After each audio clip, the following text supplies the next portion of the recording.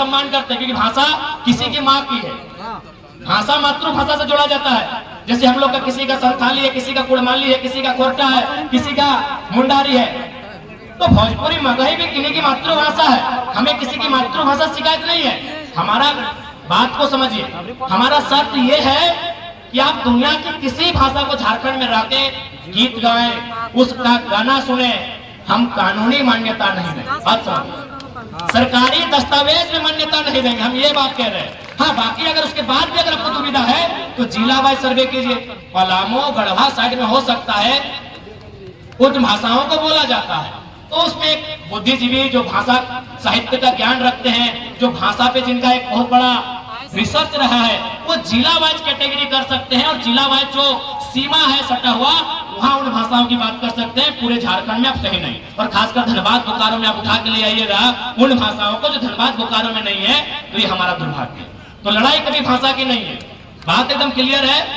तो इसलिए जो भी लोग हैं इस राज्य के नहीं है, और आपसे तो हम एक संदेश देना चाहेंगे। जब आप महाराष्ट्र जाते हैं तो भाई महाराष्ट्र की आवो हवा को स्वीकार करते हैं, तो झारखंड आए हैं, बिल्कुल झारखंड की आवो हवा को स्वीकार कीजिए। और एक विशेषकर जो अनूप सिंह जी है और उनके जो समर्थक है, क्योंकि जैसा कि इतिहास कहता है चपरी के सूर्यनारायण महतो ने उनके परिवार को यहाँ बसाया है, तो जैसा कि इतिहास कहता है, हम उनसे यही कहना चाहेंगे कि यदि आप यहाँ रहते हैं अच्छी बात है, तो जिन लोगों ने आपको जमीन दिया, जिन लोगों ने आपको कोयला का खदान दिया, उन लोगों को नेता मानने में क्या दिक्कत था? अगर कोई महाराष्ट्र में रहेगा तो मराठी को नेता मानेगा, मानेगा कि नहीं मानेगा? लेकिन हमारे झारखंड का दुर्भाग्य है, भाई झारखंड में रहते हुए भी झारखंड के लोगों को नेता नहीं मानते। फिर भी हम उनको कहेंगे कि जनरल 1 और जनरल 2 में परिभाषित किया जा सकता है।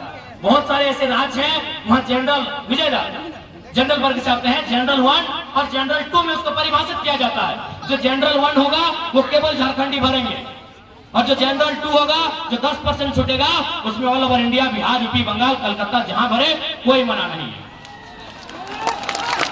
अब एक बात बताइए, अब यहां से इन मुद्दों के बाद भी किनको लगता है हमारी लड़ाई गलत है भाई?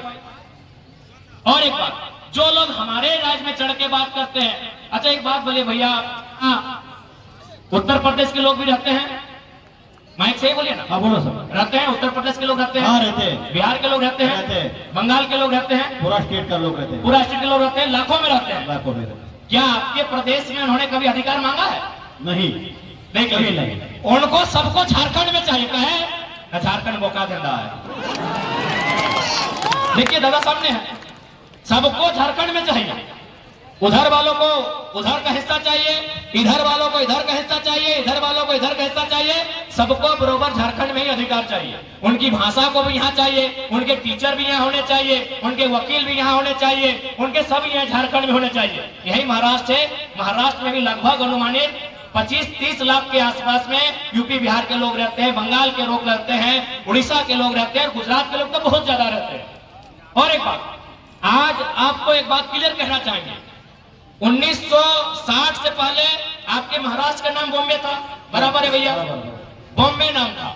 उसके बाद जिस प्रकार हम लोग बिहार से झारखंड अलग करने के लिए मूवमेंट किए, वहां भी एक मूवमेंट हुआ।